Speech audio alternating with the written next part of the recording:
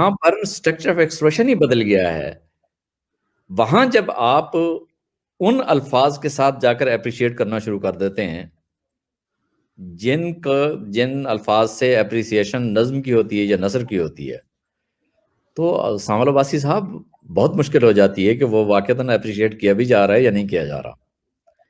مطلب میں اس کی نفی نہیں کر رہا کہ جن لوگوں نے جو کوششیں کی ہیں وہ اپنی جگہ پر مطلب بڑے اخلاص دل سے کی ہوں گی، اخلاص نیت سے کی ہوں گی انہوں نے، لیکن مطلب اگر اسٹرکچر آف ایکسپریشن ہی مختلف ہے تو اسٹرکچر آف ایکسپریشن کی اپریسیشن کے لیے اگر آپ وہ ان الفاظ کا سہارا لینا چاہ رہے ہیں، ان کیٹیگریز کا سہارا لینا چاہ رہے ہیں جن کیٹیگریز سے آپ نظم کو اپریشیٹ کرتے ہیں یا نثر کو اپریشیٹ کرتے ہیں، تو اگر تو وہ اسٹرکچر آف ایکسپریشن کے اسی دائرے میں کہیں ہوتا تو آپ کی کوئی بات سمجھ میں آ سکتی تھی.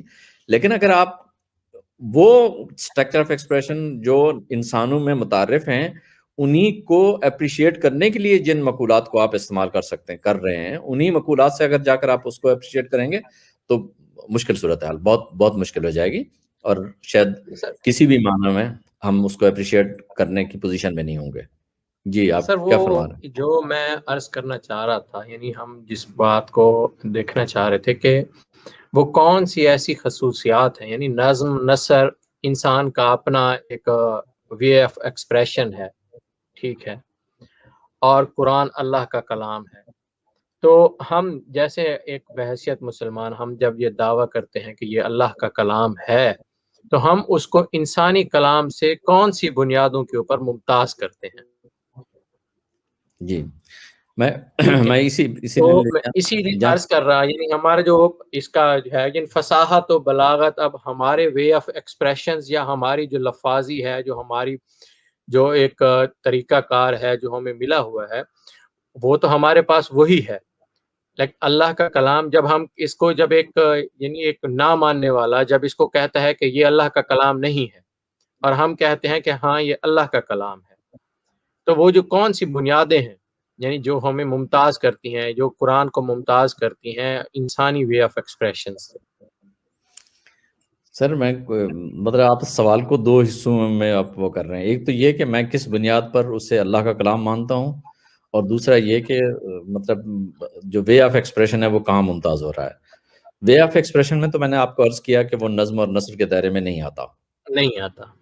اچھا، ٹھیک ہے. اب ہم اس کے نظم اور نثر کے دائرے میں نہ آنے کی وجہ سے ہم اسے اللہ کا کلام نہیں مانتے. ہم اسے اللہ کا کلام مانتے ہیں ایمان بالغیب کی وجہ سے. یعنی ہمارا مسئلہ یہ ہے کہ مطلب ہم کیوں آخر اللہ کی ذات پر ہم ایمان بالغیب کو ہم ایسی گھٹیا چیز کیوں سمجھیں کہ اسے دوسروں کے سامنے بیان کرتے ہوئے ہمیں کوئی تردد ہو. ہمیں کوئی مسئلہ نہیں ہے. کیونکہ آج یعنی جس فی زمانہ ہم جس زمانے میں رہ رہے ہیں یا پہلے بھی چیزوں کو یعنی باتوں کو نظریات کو علمی بنیادوں کے اوپر دیکھا جاتا ہے. جی تو ہم وہ جو علمی بنیادیں ہیں، ایک ایمان بالغیب تو ایک ماننے والا حصہ ہے، یعنی ایک جب آپ نے مان لیا تو پھر تو بات ختم ہو گئی. ایک تو یعنی جب آپ نے تسلیم کر لی ایک چیز تو پھر تو بات وہ سوال ہی پیدا نہیں ہوتا. سوال تو وہاں پیدا ہوگا جہاں جو ہے نا وہ تسلیم و رضا نہیں ہے، ایمان نہیں ہے. تو اور اب وہ روش بھی تبدیل ہو چکی ہے کہ ہم کسی کو ڈنڈے کی زور پہ تو یہ نہیں کہہ سکتے کہ چلو تم مانو اب اس کو. ہم نے چیزوں کو علمی بنیادوں کے اوپر دیکھنا ہے. تو جب ہم نے علمی بنیادوں کے اوپر دیکھنا ہے تو وہ جو علمی بنیادیں ہیں وہ ہم کس طرح سے استوار کریں. اب میں آپ جب آپ فرماتے ہیں علمی بنیاد ہے نا تو اس کو علمی ہی رہنے دیں نا، اسے خیالات کی دنیا میں نہ لے جائیں. بالکل ٹھیک، درست فرمایا جب آپ نے. آپ اسے علمی بنیادیں کہہ رہے ہیں تو پھر آپ اسے علمی بنیادوں کو علمی بنیادیں رہنے دیں. میں اپنے خیالات کی دنیا میں نہیں جاؤں گا، اپنے آراء کی یا اوپینینز میں نہیں جاؤں گا. علم رائے نہیں ہوتا، خیال نہیں ہوتا. علمی بنیادیں خیالی بنیادیں نہیں ہوتی. علمی بنیادوں کا اپنا ایک خاص دائرہ کار ہوتا ہے. جہاں آپ نے نارمیٹیوز میں جہاں آپ کھڑے ہوتے ہیں تو وہاں آپ کے پاس اس کو ثابت کرنے کا وہ طریقہ کار نہیں ہوتا جو فزیکل سائنسز کو ثابت کرنے کا طریقہ کار ہوتا ہے. بالکل میں ٹھیک سر. مثال میں آپ کو دیتا ہوں. میں کہتا ہوں کہ جناب ایک بندہ سچ بولتا ہے اس لیے کہ کسی کو فائدہ پہنچے، بول سچ رہا ہے، جیسے واقعہ ہے بات اسی طرح سے کر رہا ہے، لیکن اس کی انٹینشن یہ ہے کہ کسی کو فائدہ پہنچے۔ ایک بندہ سچ ہی بول رہا ہے اور انٹینشن یہ ہے کہ کسی کو نقصان پہنچے، ٹھیک ہے، بول سکتا ہے۔ اور ایک بندہ سچ بول رہا ہے اور یہ سمجھتے ہوئے کہ جہنم میں جائے ہر فائدہ اور ہر نقصان، مجھے سچ کو بولنا ہے اور میں بولوں سچ گا ہی بول رہے ہیں، ٹھیک ہے، سچ۔ اب یہ بالکل، تینوں بندے بول تو سچ رہے ہیں، ہوں، تینوں بندے سچ بول رہے ہیں، میں ان میں سے کسی ایک کی نیت نہیں جان رہا، میں وہ فرض کر رہا ہوں کہ اس نیت کے ساتھ یہ بندہ بات کر رہا ہے، ٹھیک ہے نا؟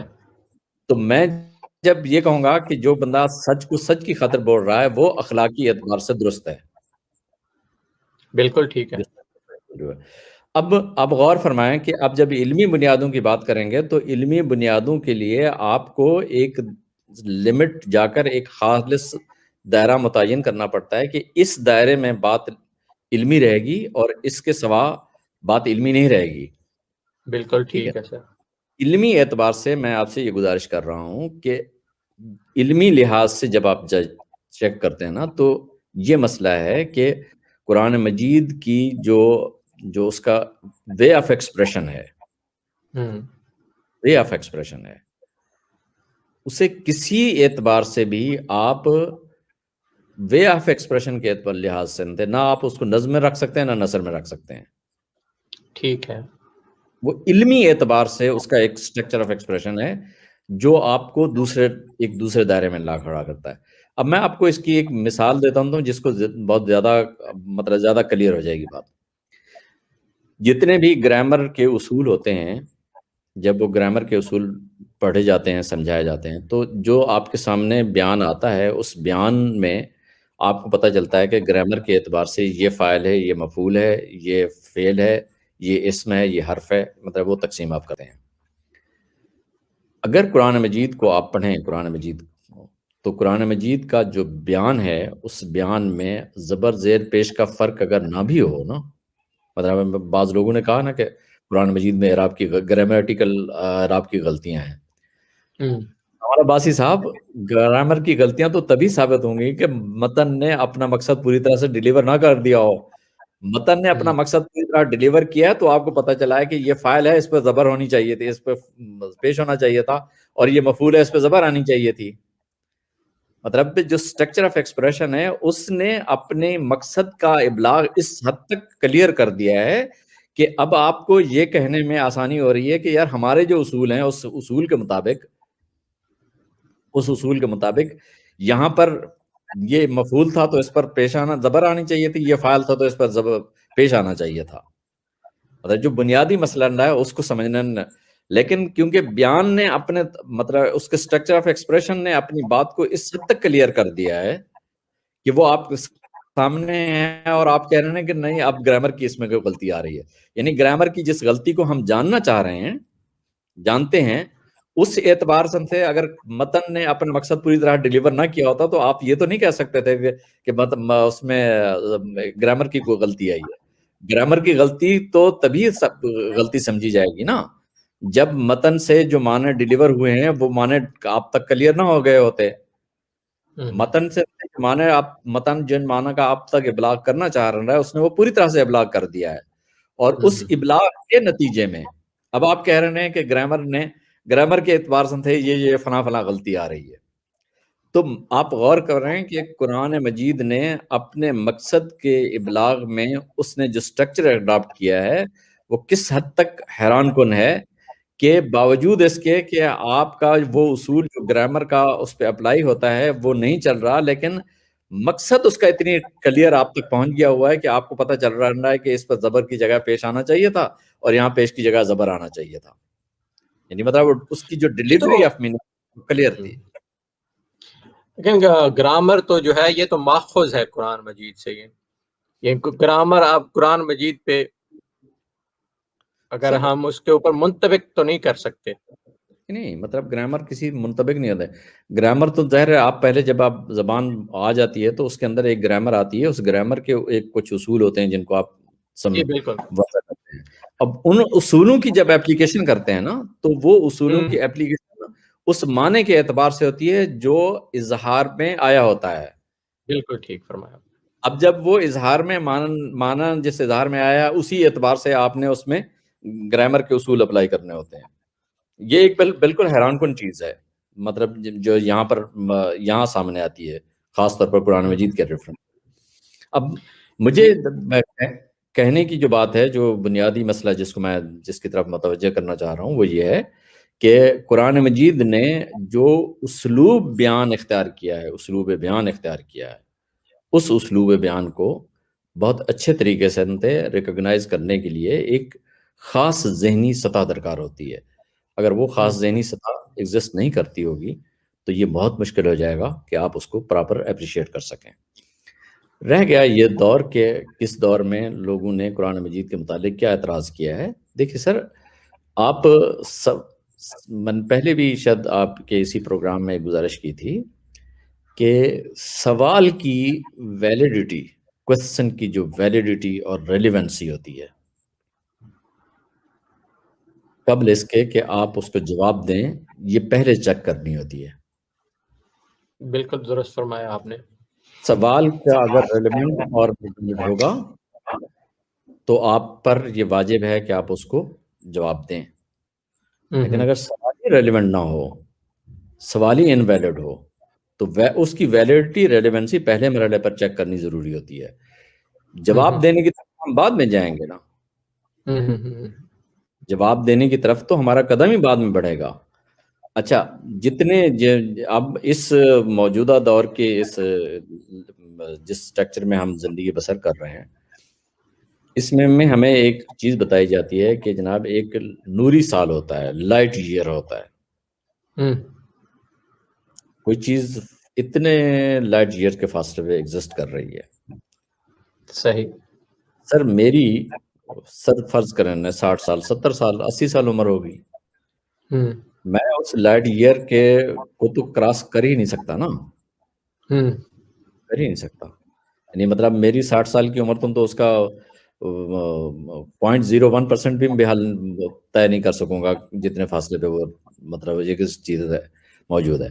تو مجھے یہ کہا جاتا ہے لائٹ ایئر کے فاصلے پر فلاں چیز موجود ہے.